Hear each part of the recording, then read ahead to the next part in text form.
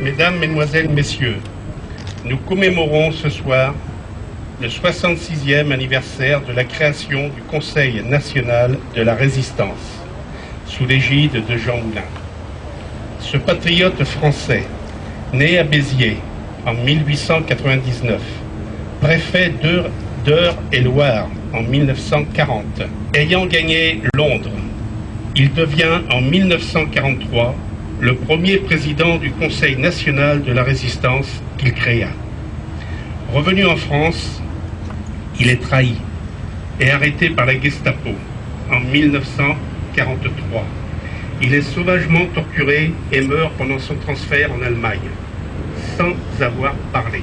Je propose de revenir 66 ans en arrière, le 27 mai 1943. Tout le pays est occupé. La Gestapo et la milice française veillent, traquant sans relâche les résistants de tous bords.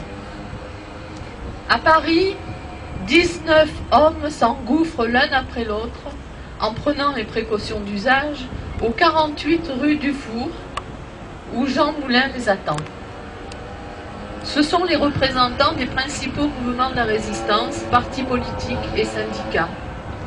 Il y a là Pascal Copeau pour Libération au Sud, Jacques-Henri Simon pour l'organisation civile et militaire, Claude Bourdet pour Combat, Jacques Lecomte-Boinet pour ceux de la Résistance, Claudius Petit pour Franc-Tireur, Lenormand pour ceux de la Libération, Charles Laurent pour Libération Nord, Pierre Villon pour le Front National, Marc Rucard pour le Parti radical et radical-socialiste, Georges Bidault pour les démocrates et chrétiens, Jacques Debut-Bridel pour la Fédération républicaine et les républicains nationaux, André Mercier pour le Parti communiste, Joseph Laniel pour l'Alliance démocratique, André Le Troquer pour le Parti socialiste, Louis Saillant pour la CGT, Gaston Tessier pour la CFTC, ainsi que Pierre Meunier et Robert Chambéron, qui se chargent d'aller chercher et d'accompagner les participants.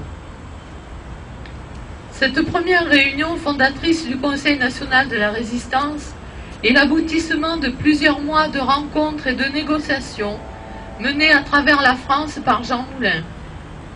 Il a été mandaté par le général de Gaulle pour unifier la résistance française.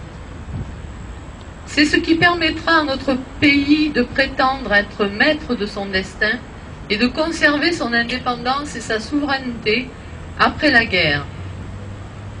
Faire en sorte que ces hommes aux conceptions et aux horizons politiques et religieux si différents s'entendent et que les résistances n'en fassent plus qu'une n'est pas chose aisée. Pourtant, conscients de l'enjeu et de leur responsabilité, ils le feront et iront même plus loin. Ils vont rêver à des jours heureux pour leurs compatriotes, afin de leur garantir la liberté, la démocratie et l'indépendance, mais aussi la justice sociale, la solidarité et la tolérance, comme le déclarait en 1995 le président de notre association, Robert Chambéron. À l'unanimité, le 15 mars 1944, ils jetteront les bases d'avancées sociales importantes adoptées par le premier gouvernement d'après-guerre.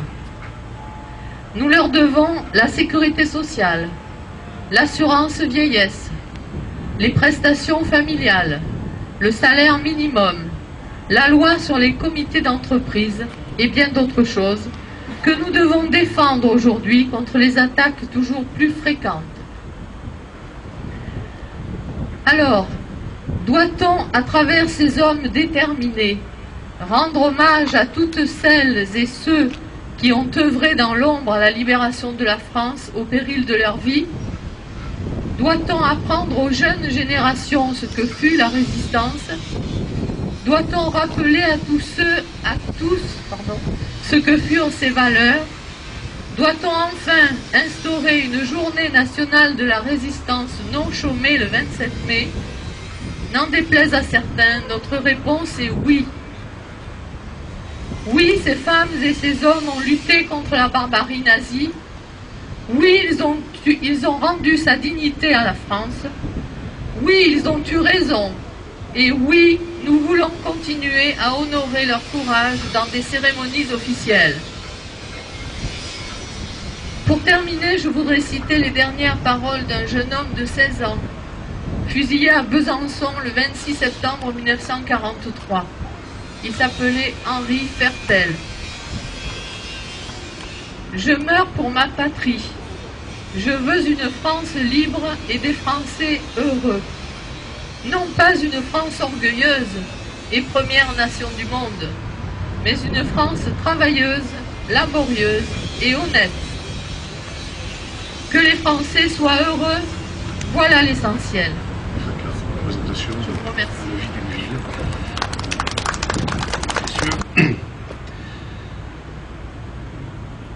les orateurs qui m'ont précédé ont rappelé les circonstances, les conditions qui conduisirent à la création du Conseil national de la résistance. Ils ont évoqué l'action essentielle et déterminante de Jean Moulin, fédérateur des acteurs à la tête d'organisations si différentes, le rassemblement et la coordination des forces opposées à l'occupant, leurs actions qui facilitèrent largement la victoire des Alliés et la préparation et la réorganisation du pays une fois la victoire acquise. Ainsi, cette Seconde Guerre mondiale, dans des conséquences imprévisibles que seule l'histoire qui se fait imagine, a rendu à notre hymne national des vertus de rassemblement, de reconnaissance et d'espoir. Dans les manifestations qui étaient interdites, dans les maquis, dans les prisons, au pied des pelotons d'exécution, c'est la Marseillaise, parfois aussi associée à l'international, qui surgit, tel qu'Aragon l'a évoqué dès 1943 dans sa ballade de celui qui chanta les supplices. Et s'il était à refaire, je referais ce chemin, une voix monte des fers et parle des lendemains. Et un peu plus loin, il chantait, lui, sous les balles, des mots sanglants élevés, d'une seconde rafale, il a fallu l'achever. Une autre chanson française, à ses lèvres est montée, finissant la Marseillaise, pour toute l'humanité. Cette guerre a scellé sur fond d'héroïsme les luttes de la résistance à l'esprit du Front populaire. On sait ce qui s'en est suivi. Un Conseil national, d'abord, dont on a rappelé naguère la création, puis un gouvernement qui s'est voulu empreint de solidarité, qui appliqua à l'économie et au redressement de la France la simple devise républicaine, oubliée par feu l'État français. On aurait pu croire que cette épreuve sanglante, la leçon extraordinaire, au plein sens du terme, aurait rendu les hommes plus humbles et moins égoïstes. Vous le savez, j'aime rappeler qu'être citoyen, c'est la capacité pour chacun de s'élever au-dessus de ses seuls intérêts pour se soucier simplement du bien public et collectif. Le chemin est long.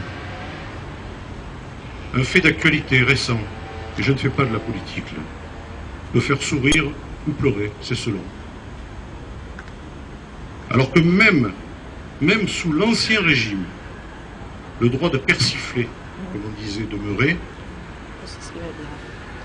Le mot qui a été lancé, Sarkozy, je te vois, prononcé par un professeur de philosophie, aujourd'hui, 66 ans après, mérite-t-il seulement une sanction pénale?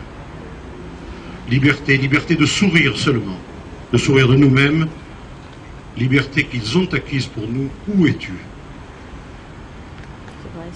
L'enfer est parfois plus dans les suppôts du maître que dans le maître lui-même.